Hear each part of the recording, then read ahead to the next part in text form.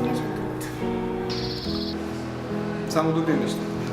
Ами, мисля, че това е да се изкефиш на живота.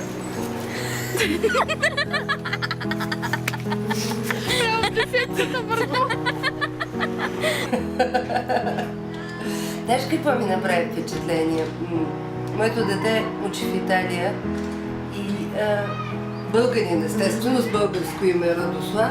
И беше много учуден, когато му казаха, че са го запомнили и каза, той не употреби израза чужденец, а каза човек с по-различно име.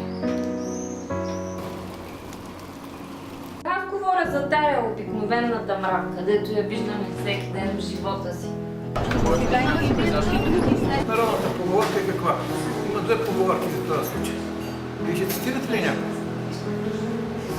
Едната е на зло куче за опрат, а другата поговорка? Другата поговорка запомнете добре, защото много учите. Ум царува, ум рубува, ум патка пасе. Това е от мен. Взимали неща, които не им трябват за нищо, а са твърде тежки. Мятат си ги с усилия на гърба, след което, ако къщичката им е съвсем наблизо, те ги разхождат навсякъде около къщичката си и въобще накрая даже не стигат до нея. Какво според вас е толерантност с една дума? Това не го ли? Какво? Толерантност с една дума. Толерантност с една дума.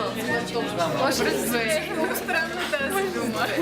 И да казвате си, не осъдителност към мъжете. Каква дума? И като ги срещне друга мравка, това верно трябва да ти го прочета, че го пише много хубаво. Първо решават, че ще си помагат, хващат нещото от двата края и хукват в различни посоки, дърпат го насам, дърпат го натам. По някое време установяват, че нещата не се случват както трябват.